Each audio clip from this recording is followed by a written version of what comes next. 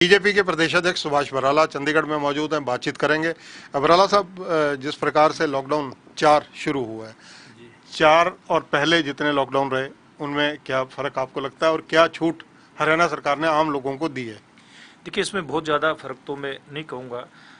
लेकिन कुछ जो ट्रांसपोर्ट की व्यवस्थाएं हैं उनको चलाया गया है। कुछ उद्योगों में प्रयास किया गया है कि और ज़्यादा उद्योग चलें हरियाणा प्रदेश के अंदर। और नियम जो है वो नियम पहले वाले ही इसमें रहने वाले हैं। उसमें सोशल डिस्टेंसिंग का, यानी कि फिजिकल डिस्टेंस रख करके 2 गज की दूरी रख करके हम लोग काम करें, फेस कवर लगा करके हम लोग चलें, समय समय पर जैसे हाथ का साफ करना है, ये सारे नियम एज इट इज़ हैं। थोड़ी सी इसमें छूट दी गई है ताकि आम आदमी को कहीं आने जाने में कहीं कोई समस्या ना हो एक दूसरे स्थान पे, और थोड़ा सा जीवन और ज़्यादा गति पकड़े धीरे धीरे, इस बात के ऊपर फोकस करके इस लॉकडाउन 4 में चला जाएगा। बराला साहब, जिस हिसाब से देश के आंकड़ों को देखा जाए, 5,000 से ज़्यादा मरीज रोज मिल रहे हैं, कहीं ना कहीं ये खतरे की आशंका तो नहीं व्यक्त करते? देखिए, निश्चित रूप में एक बड़ी चुनौती तो ये देश और प्रदेश के सामने है ही, लेकिन इतने दिनों के अंदर जो लॉकडाउन हुआ था 22 मार्च को, जो पहला एक वो जनता कर्फ्यू था, उसके बाद से 24 मार्च को घोषणा की थी प्रधानमंत्री जी ने लॉकडाउन की। उसके बाद से लेकर के अब तक जो 3 चरण गए हैं लॉकडाउन के, उसमें सरकारों ने भी बहुत सारी व्यवस्थाएं खड़ी की हैं, लोगों ने भी उनके अनुसार चलना शुरू किया और एक अपनी आदत में भी शुमार अब आम आदमी ने इस बात को कर लिया है कि अब कोरोना के एहसास को लेकर के ही जब तक ये पूरी तरह समाप्त नहीं हो जाता आगे बढ़ना होगा। और निश्चित रूप से अब आम आदमी को अब सरकार के द्वारा बहुत ज़्यादा या प्रशासन के द्वारा बहुत ज़्यादा बताने की जरूरत नहीं रह गई है। आम आदमी भी इस बात का ध्यान करके चलता है कि अगर वो बस में उसने सफ़र करना है तो वो बस में सफ़र करते वक्त भी जो वहाँ हिदायत दी गई है एक फिजिकल डिस्टेंसिंग के हिसाब से बैठने की, और एक निश्चित संख्या बसों के अंदर सफ़र करे, बस के अंदर चढ़ते उतरते वक्त सैनिटाइज़र का उपयोग करें, फेस कवर लगा करके बैठें तो। और इसके साथ साथ कोई कार्यालय में जाता है, कोई सरकारी काम से जाता है या कोई कर्मचारी अधिकारी जाता है, वो भी बाहर निकलते समय, घर से निकलते समय और घर वापस आते समय तक इन सारी हिदायतों की पालना करके चलता है। और मैं समझता हूँ बेशक संख्या इनकी पिछले दिनों में लगभग 5,000 के आसपास तक पहुँची है हर रोज़ ये कोरोना पॉजिटिव सामने आने की, लेकिन फिर भी देश की जनता, देश के प्रधानमंत्री जी ने जिस प्रकार की एक इच्छा शक्ति जताई है इसे लड़ने की, उस इच्छा शक्ति के साथ अपनी इच्छा शक्ति जनता ने मिलाते हुए, देश के प्रधानमंत्री की शक्ति से मिलाते हुए एक ये मुझे लगता है कि तय कर लिया है कि अब इस संक्रमण को हम और ज़्यादा आगे बढ़ने नहीं देंगे। बराला साहब, मंदिर, मस्जिद, गुरुद्वारा और चर्च सभी बंद हैं जब से लॉकडाउन शुरू हुआ है, जनता कर्फ्यू के टाइम से ही बंद है। लेकिन आज हरियाणा की एक राज्य मंत्री है, महिला हैं, उन्होंने जिस प्रकार से मंदिर में आराधना की, पूजा पाठ की, उनकी वीडियो वायरल भी हुई। इन चीज़ों को लेकर आप क्या कहना चाहेंगे, क्योंकि कानून की उल्लंघना तो कहीं ना कहीं हुई है? देखिए, मैंने अभी उसको देखा नहीं है, मैंने आपसे इस बात की जानकारी मुझे मिली है, लेकिन ये चाहे कोई आम आदमी हो, सामान्य आदमी हो या कोई विधायक, मंत्री, कोई भी हो, सरकार के नियमों की अवहेलना किसी को भी नहीं करनी चाहिए। सब लोग अगर मिलकर के आगे बढ़ेंगे तो निश्चित रूप से हम लोग इस संक्रमण को जहाँ ये है वहीं रोकने में हम लोग कामयाब हो जाएंगे। प्रवासी मजदूरों के मामले में, क्योंकि जहां बीजेपी संगठन की भूमिका नजर आ रही है कि आजकल आपने पूरी टीम को एक्टिव कर रखा है, हरियाणा के किसी कोने में से भी अगर प्रवासी मजदूर पैदल जा रहे हैं, साइकिल पर जा रहे हैं, नंगे पाँव हैं, तो उनको हर चीज़ मुहैया करवाने के लिए भी कहा हुआ है। दूसरी तरफ कहीं ना कहीं लाठीचार्ज की बातें भी देखने को मिल रही हैं, जैसे यमुनानगर में हुआ। देखिए, ये जो प्रवासी मजदूरों का मसला है, इसमें एक बात ध्यान करने की है कि हरियाणा प्रदेश का जो प्रवासी श्रमिक है, जिसने जाना था वो अपना रजिस्ट्रेशन करवा रहा है, और ट्रेन या बस जो सरकार उपलब्ध करवा रही है, प्रशासन उपलब्ध कर उसके माध्यम से ही जा रहा है। बहुत कम संख्या ऐसी रही है हरियाणा प्रदेश से जो श्रमिक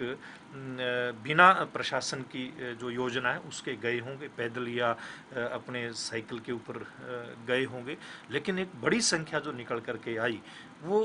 पंजाब से इधर चंडीगढ़ से और इधर बद्दी के क्षेत्र से निकल करके परली साइड में राजस्थान के क्षेत्र के आसपास से निकल करके आई है। इसके कारण से जब ये शुरू हुआ, हमने हमारे प्रदेश में सभी जिलों में एक एक कार्यकर्ताओं को विशेष रूप से इसके लिए लगाया, इस काम के ऊपर लगाया, जिलाध्यक्षों के उसमें सहायता करने के लिए। प्रदेश के हमारे सभी महामंत्रियों की टीम इस सारी व्यवस्था को देख रही है। जहाँ जहाँ से भी मजदूर निकल करके आते हैं, वहाँ वहाँ हमारे कार्यकर्ता शिविर लगा करके भोजन उपलब्ध करवाते हैं, उनको चाय पानी उपलब्ध करवाते हैं, उनको दवाई उपलब्ध करवाते हैं, जाते समय पानी की उनको बोतल भी देते हैं। कहीं ज़रूरत उनको पड़ती है तो चप्पल तक भी मुहैया कराने का काम हमारे कार्यकर्ता कर रहे हैं। हमारा प्रयास रहता है कि उन मजदूरों को वहाँ पर रोका जाए, और जहाँ जहाँ प्रशासन ने व्यवस्था कर रखी है, इस प्रकार के क्वारंटाइन सेंटर या इस प्रकार के शिविर बना रखे हैं, रुकने के स्थान बना रखे हैं, वहाँ पर वो जा कर के रुके। कुछ मजदूर रुकते भी हैं, लेकिन बड़ी संख्या ऐसी है जो रुकने के लिए कहते हैं लेकिन वो चुपचाप फिर निकल जाते हैं। महिलाओं का और बच्चों का विशेष ध्यान किया जाता है कि उनको किसी न किसी साधन के अंदर हरियाणा से बाहर जहाँ भी वो जाना चाहते हैं वहाँ तक उनको पहुँचाया जाए। भराला साहब, श्रमिकों के साथ ही यमुनानगर में जिस प्रकार लाठीचार्ज हुआ और घटनाएं कुछ सुनने को मिल रही हैं, इसके लिए क्या आपने प्रशासन से या सरकार से अपील की, कुछ मांग की? देखिए, इसमें लगातार मुख्यमंत्री जी से या अधिकारियों से बातचीत होती रहती है, और हमारे कार्यकर्ता तालमेल के लिए भी लगातार अधिकारियों से बातचीत करते रहते हैं। ये दुर्भाग्यपूर्ण एक घटना थी जो यमुनानगर के अंदर हुई, क्योंकि पंजाब की साइड से आने वाले मज़दूरों का प्रेशर इतना बढ़ा कि आगे उत्तर प्रदेश के बॉर्डर के ऊपर मज़दूरों को रोक दिया गया, और वहाँ पर एक स्थिति जो बनी वो किसी भी तरह से अच्छी स्थिति हम नहीं कह सकते, क्योंकि आगे बॉर्डर सील कर दिया गया, क्योंकि सहारनपुर के अंदर इतनी बड़ी संख्या में मजदूर इकट्ठे हो गए, और वहाँ प्रशासन ने एक अपील भी की थी कि एक बार आगे के मजदूरों को हम लोग निकाल देते हैं, फिर इन मजदूरों को हम धीरे धीरे करके आगे ले लेंगे। लेकिन वहाँ जो भी हुआ वो आप सब लोगों के सामने है। मुझे लगता है कि भविष्य में इस प्रकार की घटना ना हो, इसके लिए दोनों ही सरकारें, हरियाणा सरकार भी और उत्तर प्रदेश की सरकार भी, इस बात के लिए प्रयास कर रहे हैं। और मुझे एक बड़ी अच्छी खबर आज ये लगी कि बहुत सारे प्रदेशों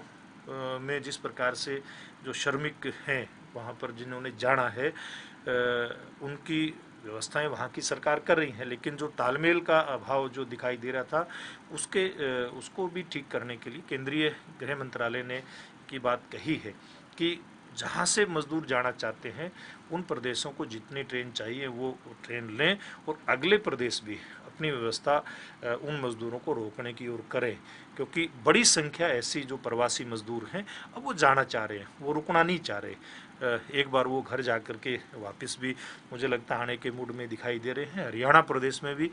लाखों की संख्या में, मुझे लगता है 2 लाख से ऊपर का आंकड़ा आ गया है कि लोग घर जा कर के वापस भी अपने काम पर लौटना चाहते हैं। आपने उत्तर प्रदेश का जिक्र किया, वहाँ तो प्रियंका गांधी जी ने भी प्रस्ताव दिया, जैसे कि चर्चाएं आ रही हैं कि उन्होंने भी 1000 बसें देने की बात की है उत्तर प्रदेश सरकार को। देखिए, तो उसके ऊपर बहुत सारी बातें आ चुकी है, मुझे नहीं लगता है इसके ऊपर कोई टिप्पणी कोई करना, क्योंकि उन्होंने कि हमने 1000 बसें दी हैं, उधर से उनकी सूची मांगी गई, और जिस प्रकार से मीडिया के ऊपर सारी कहानी चल रही है वो सब लोग जानते हैं कि किस प्रकार से एक राजनीतिक बयानबाजी इस मामले में हो रही है, जो कि इस समय के ऊपर बिल्कुल भी उचित नहीं है। इस समय में हम लोग, जैसे हमने हरियाणा भारतीय जनता पार्टी ने या राष्ट्रीय स्तर पर हमारे राष्ट्रीय अध्यक्ष JP नड्डा जी के नेतृत्व में हर प्रदेश के अंदर भारतीय जनता पार्टी ने जमीन के ऊपर काम किया है। जमीन के ऊपर हम लोगों ने फोटो खिंचवाने में विश्वास नहीं रखा, किस प्रकार से मजदूरों की हम लोग सेवा कर सके, किस प्रकार से उनको हम भोजन, चाय, पानी, दवाई, चप्पल उपलब्ध करवा सकें, इस बात के ऊपर फोकस किया गया है, उनको रोक सकें। अगर हम रोक सकेंगे तो बहुत अच्छा कर सकेंगे। अगर हम उठा करके उनको अगर दूसरे प्रदेश के बॉर्डर पर भेज देंगे तो जिस प्रकार से सहारनपुर की घटना हुई है, इस प्रकार की अनहोनी घटना होने का भी एक चांस रहता है। इसलिए हमारा प्रयास पहला ये रहता है कि राजनीति नहीं करके ऐसे मजदूरों से हम हाथ जोड़ करके हमारे कार्यकर्ता प्रार्थना करते हैं कि आप रुक करके जाएं। बहुत सारे मजदूर ऐसा कर भी रहे हैं, वो 1-2 दिन रुक करके फिर आगे जब लगता है कि कोई व्यवस्था ठीक है तब वो आगे बढ़ते हैं। बहुत सारे ऐसे किस्से भी सामने आए हैं। हरियाणा के पूर्व मंत्री हैं, कांग्रेस के दिग्गज नेताओं में आते हैं रणदीप सिंह सुरजेवाला। उन्होंने हरियाणा सर्विस सिलेक्शन कमीशन को लेकर जो कई अपॉइंटमेंट्स पेंडिंग पड़ी हैं उनको लेकर एक क्वेश्चन मार्क लगाया उन्होंने, जो वीडियो कॉन्फ्रेंस ब्रीफिंग की थी मीडिया को। और दूसरा उन्होंने कहा कि हरियाणा प्रदेश कांग्रेस ने जो है 42 लाख रुपया जो दिया है स्टेट गवर्नमेंट को कि बसेज या ट्रेन के खर्चे के रूप में कि प्रवासी मजदूरों को सुरक्षित उनके घरों तक पहुँचाया जाए। देखिए, इसमें कांग्रेस पार्टी की अब बात करें, उन्हें 42 लाख रुपए दिया है, बड़ी अच्छी बात है। बहुत सारे राजनीतिक संगठन, मेरे ख्याल में कोई बचा नहीं होगा हरियाणा प्रदेश में जिसने प्रवासी मजदूरों के लिए या कोविड-19 में रिलीफ जनता तक पहुंचे इसके लिए मुख्यमंत्री यानी कि हरियाणा कोरोना रिलीफ फंड में या पीएम केयर्स फंड में जमा ना करा। बहुत सारे संगठन ऐसे आए हैं। मैं कांग्रेस समेत सब संगठनों का इस बात के लिए मैं धन्यवाद भी करता हूं। लेकिन जिस प्रकार से सुरजेवाला साहब हर विषय के ऊपर राजनीति करते हैं, उन्होंने औरों को सीख दी थी पैसा देने की, और सरकार को भी शुरू में कहा था कि कहाँ गया पैसा, कहाँ लगा, इस प्रकार के सवाल वो बीच बीच में उछालते रहे हैं। लेकिन उस समय तक उन्होंने क्या इसके लिए किया था ये भी जनता के सामने है। इसलिए इसमें सब लोगों ने दिया है, उसमें आपने भी दिया होगा, हमने भी दिया है, लेकिन कभी आकर के किसी ने ये नहीं कहा कि क्या किया है। ये इस विषय के ऊपर मुझे लगता है कि इस समय में राजनीति बिल्कुल भी उचित नहीं है। सब लोग मदद करें, बड़ी बड़ी मदद करें, ऐसे लोग भी मदद करें जिसको कोई जानता नहीं है, पहचानता नहीं है, ना उन लोगों की इच्छा है कि वो लाइमलाइट में आए, लेकिन वो मदद करके अपना काम पूरा कर जाते हैं। तो ये है बीजेपी के प्रदेशाध्यक्ष सुभाष बराला। रणदीप सिंह सुरजेवाला तथा कांग्रेस के नेताओं को बड़े स्पष्ट शब्दों में सीख दे रहे हैं कि वो अगर दान पुण्य कोई करते हैं तो उसका गुणगान करना आवश्यक नहीं होता। और दूसरी अहम बात इन्होंने कही कि ये मुद्दा राजनीति का नहीं है, इस वक्त राजनीति नहीं करनी चाहिए क्योंकि देश में महामारी फैली हुई है। बीजेपी संगठन पर उन्होंने बताया कि बीजेपी संगठन पूरी तरह से एक्टिव है हरियाणा के अंदर, और जो वर्कर जो है श्रमिक हैं प्रवासी, वो अपने गांवों में शहरों में लौटना चाहते हैं, उनके लिए हर खाने पीने दवा सब चीज़ों का इंतजाम बीजेपी संगठन के द्वारा हरियाणा के विभिन्न कोनों में किया जा रहा है। कैमरामैन सुनील के साथ चंद्रशेखर धरनी, पंजाब केसरी टीवी, चंडीगढ़।